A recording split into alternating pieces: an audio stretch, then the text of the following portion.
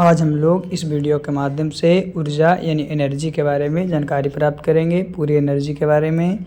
तो सबसे पहले जानते हैं एनर्जी कहा किसे जाता है, ऊर्जा कहते किसको हैं। तो किसी वस्तु, मशीन, मनुष्य अथवा किसी अन्य जीव के द्वारा कार्य करने की जो क्षमता होती है, एनर्जी उसी को कहा जाता है, ऊर्जा उसी को कहते हैं। और कार्य के समान ऊर्जा का ही मात्रक जूल है। जिस तरह से कार्य का मात्रक जूल है उस तरह से ऊर्जा का ही मात्रक जूल है। और ऊर्जा जो है एक प्रकार का अदिश राशि है। ऊर्जा एक प्रकार का अदिश राशि है। अगर सीजीएस प्रणाली में ऊर्जा के मात्रक को देखा जाता है तो सीजीएस प्रणाली में ऊर्जा का मात्रक अग्र होता है। 1 जूल बराबर 10 के पावर 7 अग्र होता है। यही इसके ऑपोजिट जब चलते हैं तो 1 अग्र बराबर 10 के पावर -7 जूल होता है। यानी 1 जूल 10 के पावर 7 अग्र और 1 अग्र कहने का मतलब 10 के पावर -7 जूल। चलिए आगे हम लोग ऊर्जा के बारे में जानते हैं। तो ऊर्जा के प्रकार यानी कि टाइप ऑफ एनर्जी, ऊर्जा के अलग अलग प्रकार हैं। ऊर्जा विभिन्न वस्तुओं में पाई जाती है। ऊर्जा जो है अलग अलग रूपों में पाई जाती है, इसीलिए ऊर्जा के विभिन्न रूप है, स्वरूप है। जैसे यांत्रिक ऊर्जा, रासायनिक ऊर्जा, विद्युत ऊर्जा, नाभिकीय ऊर्जा, ऊष्मीय ऊर्जा इत्यादि, है ना। जैसे क्या बताएं, यांत्रिक ऊर्जा, रासायनिक ऊर्जा, विद्युत ऊर्जा, नाभिकीय ऊर्जा, ऊष्मीय ऊर्जा इत्यादि। तो ऊर्जा के विभिन्न स्वरूपों को समग्र रूप से 2 वर्गों में विभाजित किया गया है। मेनली रूप से 2 वर्गों में विभाजित किया गया है, जिसमें पहला है गतिज ऊर्जा और दूसरा जो है वह है आपका स्थितिज ऊर्जा। क्या स्थितिज ऊर्जा? तो ऊर्जा के बहुत से प्रकार हैं, जिसमें विभिन्न स्वरूपों को समग्र रूप से, कौन से रूप से? समग्र रूप से 2 भागों में बांटा गया है।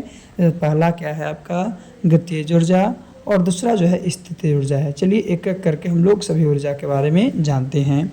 तो गतिज ऊर्जा काइनेटिक एनर्जी। काइनेटिक एनर्जी होता क्या है? गतिज ऊर्जा होती क्या है? तो किसी गतिशील वस्तु में यानी कि जो मोशन में है उसमें उसकी गति के कारण, जो मोशन के कारण जो उत्पन्न ऊर्जा होता है, कार्य करने की क्षमता होती है, उसी को उसी गतिज ऊर्जा कहता है। जैसे चलते वाहनों की ऊर्जा, जैसे कोई गाड़ी चल रही है तो उसकी ऊर्जा गतिज ऊर्जा होगी। अगर हवा चल रही है तो गतिशील हवा की ऊर्जा भी गतिज ऊर्जा होगी। चाबी भरी गाड़ी चाबी देने के बाद चल रही है तो भी होगा। या हम लोग वॉकिंग करते हैं, फिर है फॉलिंग करते हैं, थ्रोइंग करते हैं, फ्लाइंग करते हैं, तो ये सब करने के उपरांत भी जो हमें ऊर्जा होती है उसी को हम लोग क्या कहते हैं? गतिज ऊर्जा। यानी कहने का साफ शब्द है कि किसी गतिशील वस्तु में, कोई गतिशील वस्तु है, मोशन में है, उसमें उसकी गति के कारण उत्पन्न कार्य करने की क्षमता, उत्पन्न जो कार्य करने की क्षमता है उसी को। फिर है गतिज ऊर्जा के उदाहरण में क्या है कि गतिज ऊर्जा वस्तु के समान तथा उसकी चाल अथवा वेग के वर्ग के गुणनफल के आधे के बराबर होता है। यानी जो काइनेटिक एनर्जी होती है वो 1/2 mv² होता है। यदि पिंड का द्रव्यमान दोगुना कर दिया जाए तो पिंड की गतिज ऊर्जा दोगुनी हो जाएगी। अगर पिंड का द्रव्यमान को दोगुना करते हैं तो उसकी गतिज ऊर्जा भी दोगुनी हो जाएगी। और अगर पिंड का द्रव्यमान घटाकर आधा करते हैं तो गतिज ऊर्जा आधी हो जाएगी। क्वेश्चन अक्सर पूछता है। लेकिन वही अगर किसी गतिशील पिंड का वेग बढ़ाकर दोगुना करते हैं तो उसकी गतिज ऊर्जा 4 गुनी हो जाएगी। बढ़ाकर, है ना, करते हैं तो 4 गुना हो जाएगा।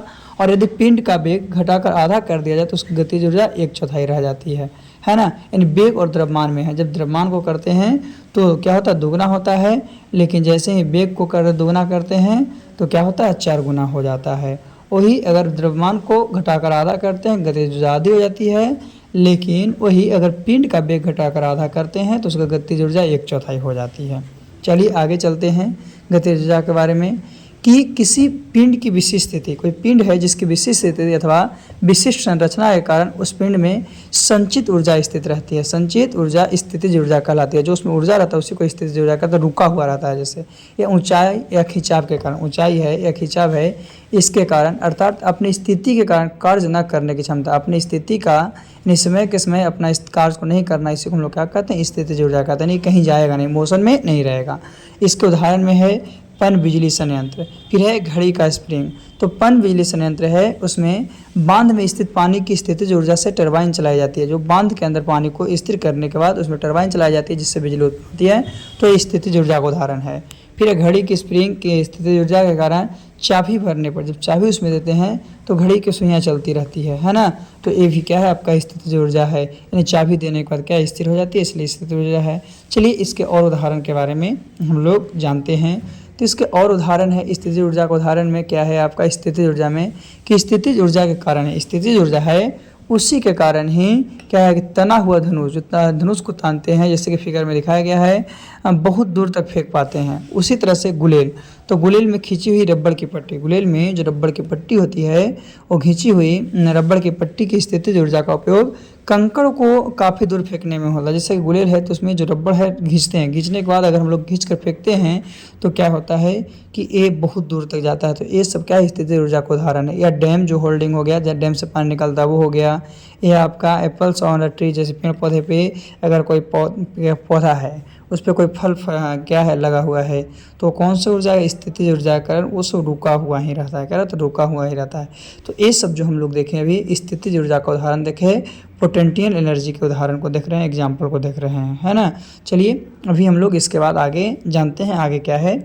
तो आगे है स्थितिज ऊर्जा का मापन। स्थितिज ऊर्जा का मापन क्या है, तो माना m द्रव्यमान का पृथ्वी तल से h ऊंचाई पर, m द्रव्यमान का कोई वस्तु है पृथ्वी तल से कुछ ऊंचाई पर h ऊंचाई पर ले जाते हैं, तो पिंड को ऊपर ले जाने की क्रिया में पिंड पर लगे गुरुत्व बल जो होता है F बराबर mg के विरुद्ध कार्य करता है ना। और यह कार्य पिंड की स्थितिज ऊर्जा में संचित रूप से हो जाता है। जैसा कि फिगर में दिखाया गया कि m द्रव्यमान वाले पिंड को पृथ्वी तल से h ऊंचाई तक, पृथ्वी तल से कहाँ h ऊंचाई तक ले जाने पर उसमें स्थितिज ऊर्जा का संचय होता है ना। जैसे पृथ्वी चल है, u बराबर mgh है, आपका m दिया है और उसी को h ऊंचाई तक उठाए हैं। जैसा कि बताया गया था कि m द्रव्यमान के पृथ्वी तल से h ऊंचाई तक ले जाते हैं, तो ऊपर ले जाने में किया गया जो पिंड पर लगता बल है उसके गुरुत्व बल कहते हैं, नहीं F बराबर mg कहते हैं, उसी को विरुद्ध कार्य करता है।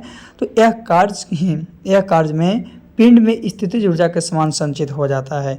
इसी को हम लोग स्थितिज ऊर्जा का मापन कहते हैं। चलिए आगे चलते हैं। स्थितिज ऊर्जा के मापन के बाद हम लोग तो आगे है स्थितिज ऊर्जा के प्रकार। तो स्थितिज ऊर्जा प्रमुख प्रकार के हैं, जिसमें है गुरुत्वीय स्थितिज ऊर्जा, प्रत्वस्थ स्थितिज ऊर्जा, स्थिर विद्युत स्थितिज ऊर्जा। तो सभी के बारे में सबसे पहले गुरुत्वीय स्थितिज ऊर्जा के बारे में बात करते हैं। तो किसी वस्तु की गुरुत्वीय स्थितिज ऊर्जा उस कार्य के बराबर होती है जो गुरुत्वाकर्षण बल के विरुद्ध उस वस्तु को पृथ्वी तल से उच्चतम स्थिति तक ले जाने में किया जाता है। यानी जहाँ तक ऊंचाई है हार्डली ऊंचाई तक ले जाने में किया जाता है। तो पृथ्वी तल पर उस वस्तु की स्थितिज का मान क्या होता है, शून्य हो जाता है, जीरो हो जाता है।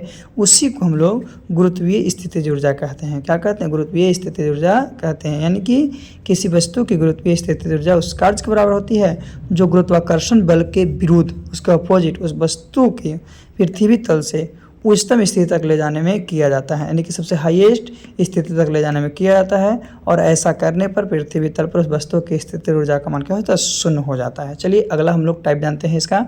तो अगला है प्रत्यास्थ स्थितिज ऊर्जा। प्रत्यास्थ स्थितिज ऊर्जा क्या है, तो किसी वस्तु में, कोई वस्तु में उसकी आकृति तथा विन्यास के कारण जो संचित ऊर्जा होता है उसी को हम लोग प्रत्यास्थ स्थितिज ऊर्जा कहते हैं। जैसे स्प्रिंग को खींचने पर तथा घड़ी में चाबी भरने पर उसमें संचित ऊर्जा जो है ये सब आपका प्रत्यास्थ स्थितिज ऊर्जा है। फिर है स्थिर विद्युत स्थितिज ऊर्जा।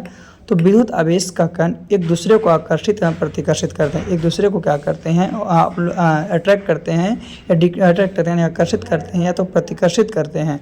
अर्थात विद्युत आवेशित निकायों में स्थितिज ऊर्जा होती है। ऐसे कंडीशन में क्या होता है कि विद्युत आवेशित निकायों में स्थितिज ऊर्जा होती है, जिसे स्थिर विद्युत स्थितिज ऊर्जा कहते हैं। और इसी को हम लोग क्या कहते हैं, तो इसी को विद्युत स्थितिज ऊर्जा कहते हैं। तो अभी हम लोग स्थितिज ऊर्जा के तीनों प्रकार के बारे में जान चुके हैं। इसके बाद हम लोग आगे की देखते हैं कि आगे क्या है और क्या नहीं है। तो आगे आपका है क्या कि स्थितिज ऊर्जा में यांत्रिक ऊर्जा। यांत्रिक ऊर्जा किसको कहते हैं, यांत्रिक ऊर्जा होता क्या है, तो जब स्थितिज ऊर्जा और गतिज ऊर्जा को जोड़ते हैं, स्थितिज ऊर्जा को और गतिज ऊर्जा को जोड़ देते हैं, उसी को यांत्रिक ऊर्जा कहते हैं, है ना, उसी को यांत्रिक ऊर्जा कहते हैं। इसीलिए यांत्रिक ऊर्जा में गतिज ऊर्जा और स्थितिज ऊर्जा दोनों होती है। जैसे उड़ते हवाई जहाज, चलती गाड़ी पर बैठा यात्री, जो गाड़ी चलती गाड़ी है उसमें बैठा यात्री। जैसे यांत्रिक ऊर्जा वाला क्या होता है कि गतिज ऊर्जा, तो गतिज ऊर्जा तो उड़ रहा है और स्थितिज ऊर्जा तो उसमें आदमी बैठा हुआ है ना, तो दोनों मिला ना, इसी को हम लोग क्या कहते हैं, यांत्रिक ऊर्जा कहते हैं। यानी गतिज ऊर्जा का फॉर्मूला 1/2 mv² होता है और जो स्थितिज ऊर्जा है, स्थितिज ऊर्जा का mgh होता है। तो ये दोनों को जब मिलाते हैं तो हमारा कौन सा ऊर्जा का निर्माण होता है, ये दोनों को मिलाने के उपरांत हमें यांत्रिक ऊर्जा की निर्माण होती है। इसलिए याद रखना कि यांत्रिक ऊर्जा में गतिज ऊर्जा और स्थितिज ऊर्जा दोनों मौजूद होते हैं। यांत्रिक ऊर्जा में दोनों मौजूद होते हैं, यांत्रिक ऊर्जा में गतिज ऊर्जा और स्थितिज ऊर्जा। चलिए आगे चलते हैं। तो आगे है ऊर्जा संरक्षण के नियम। ऊर्जा संरक्षण के नियम क्या होता है? तो हम लोग जानते हैं कि ऊर्जा संरक्षण के नियम के अनुसार ऊर्जा जो है उसको ना तो उत्पन्न कर सकते हैं और ना ही नष्ट कर सकते हैं, ना ही उत्पन्न कर सकते हैं और ना ही नष्ट कर सकते हैं। कर क्या सकते हैं? तो इसे एक रूप से दूसरे रूप में ओनली रूपांतरित कर सकते हैं, कन्वर्ट कर सकते हैं, रूपांतरित कर सकते हैं। इसी को ऊर्जा संरक्षण का नियम कहा जाता है। इसमें ना उत्पन्न किया जाता है ना ही नष्ट, केवल एक रूप से दूसरे रूप में कन्वर्ट किया जाता है। फिर है आपका ऊर्जा के विभिन्न रूप में सौर ऊर्जा, सोलर एनर्जी। सोलर एनर्जी के बारे में हम लोग जानते हैं कि सोलर एनर्जी क्या होता है। तो सूर्य के द्वारा उत्सर्जित ऊर्जा को, जो सूर्य के द्वारा ऊर्जा उत्सर्जित होती है उसी को सौर ऊर्जा कहते हैं। और सोलर कुकर, सोलर पैनल आदि सौर ऊर्जा पर आधारित उपकरण, ये सब जो है सौर ऊर्जा पर आधारित उपकरण है। फिर नाभिकीय ऊर्जा, रेडियोधर्मी पदार्थों के नाभिकीय, रेडियोधर्मी पदार्थ है तो रेडियोधर्मी पदार्थों के नाभिक के विखंडन, जो नाभिक विखंडन होता है या संलयन होता है, टूटता है या जुटता है, तो उससे जो ऊर्जा मुक्त होती है उसी को हम लोग नाभिकीय ऊर्जा कहते हैं। जैसे हम लोग यूरेनियम का नाम सुने हैं, थोरियम का नाम सुने हैं, ये सब से जो प्राप्त ऊर्जा होती है उस प्रकार को नाभिकीय ऊर्जा कहते हैं। यानी सब शब्द में याद रखना है कि विखंडन या संलयन, नाभिक का विखंडन या संलयन से जो ऊर्जा मुक्त होती है उसी को नाभिकीय ऊर्जा कहते हैं। क्या कहते हैं? नाभिकीय ऊर्जा कहते हैं। जैसे में हम बताएं कि यूरेनियम, तो यूरेनियम टूटेगा तो हो जाएगा, या थोरियम से प्राप्त ऊर्जा हो जाएगा, तो ये सब। चलिए आगे हम लोग ऊर्जा के बारे में जानते हैं। तो आगे है प्रकाश ऊर्जा, जिसको हम लोग ऑप्टिकल एनर्जी के नाम से जानते हैं। तो वह ऊर्जा जिसके कारण हमें वस्तु दिखाई देती है, यानी कि कोई वस्तु को देखते हैं तो लाइट में हम लोग देखते हैं, अंधेरा में तो देखते नहीं है, तो जो लाइट में देखते हैं तो वही लाइट जो है आपका प्रकाश ऊर्जा है ना। जैसे में सूर्य एवं विद्युत द्वारा, बल्ब द्वारा प्रकाश उत्पन्न, जो सूर्य का प्रकाश हो गया या विद्युत बल्ब का प्रकाश हो गया, तो ये सब प्रकाश ऊर्जा में आ जाएगा। फिर रासायनिक ऊर्जा, केमिकल एनर्जी। रासायनिक ऊर्जा, केमिकल एनर्जी की बात करते हैं तो किसी रासायनिक प्रक्रिया में, कोई भी रासायनिक प्रक्रिया है उसमें मुक्त की गई ऊर्जा को, कोई रासायनिक प्रक्रिया हुआ, केमिकल रिएक्शन हुआ, तो उसमें जो आपका मुक्त ऊर्जा होता है, निकलता है, उसी को रासायनिक ऊर्जा के नाम से जानते हैं, है ना, केमिकल एनर्जी के नाम से जानते हैं। जैसे कोयला, पेट्रोलियम आदि में संचित ऊर्जा, जैसे कोयला, पेट्रोलियम, ये सब जो संचित ऊर्जा है उसी को हम लोग क्या कहते हैं?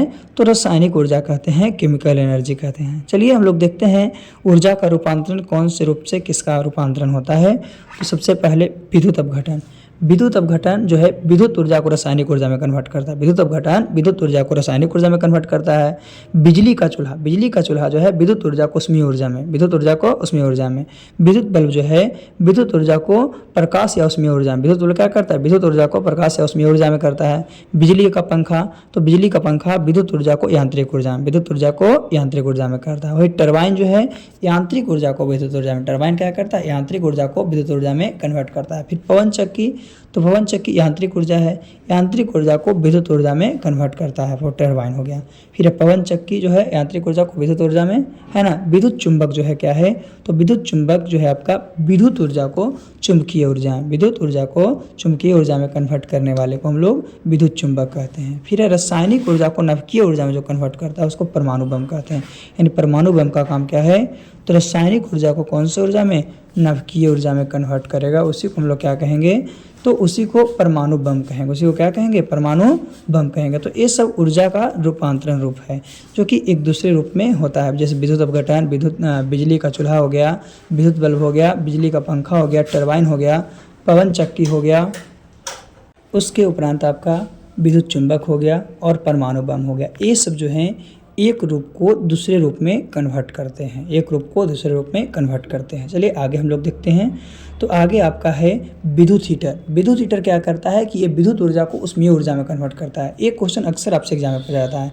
फिर लाउड स्पीकर, जो हम लोग लाउड स्पीकर बोलते हैं, वो विद्युत ऊर्जा को ध्वनि ऊर्जा में कन्वर्ट करता है। जैसे कि हम लोग लाइन से बाजा को बजाते हैं तो विद्युत ऊर्जा रहता है, उससे ध्वनि निकलती है। डायनेमो का कार्य क्या है? तो डायनेमो का कार्य है यांत्रिक ऊर्जा को विद्युत ऊर्जा में कन्वर्ट करना। डायनेमो का कार्य है यांत्रिक ऊर्जा को विद्युत ऊर्जा में कन्वर्ट करना। फिर फेंके गए पत्थर की ऊर्जा, तो फेंके गए पत्थर की ऊर्जा है पेशीय ऊर्जा से गतिज ऊर्जा में, पेशीय ऊर्जा से गतिज ऊर्जा में। फिर है कार की बैटरी, तो कार की बैटरी रासायनिक ऊर्जा को विद्युत ऊर्जा में कन्वर्ट करता है। फिर है वाष्प इंजन, तो वाष्प इंजन जो है आपका उष्मीय ऊर्जा को गतिज ऊर्जा में कन्वर्ट करता है, उष्मीय ऊर्जा को गतिज ऊर्जा में कन्वर्ट करता है। फिर जलता हुआ कोयला, तो जलता हुआ कोयला जो है आपका रासायनिक ऊर्जा को उष्मीय ऊर्जा में कन्वर्ट करता है, जलता हुआ कोयला।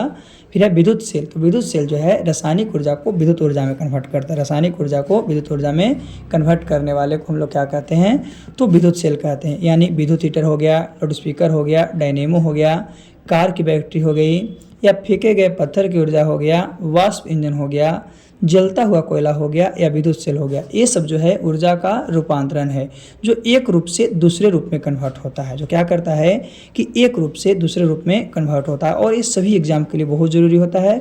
हर एग्जाम में 2-4 क्वेश्चन इससे पूछा जाता है, कौन सा ऊर्जा को कौन सा ऊर्जा में कन्वर्ट करते हैं। चलिए और देखते हैं कौन सा ऊर्जा रूपांतरण स्वरूप है।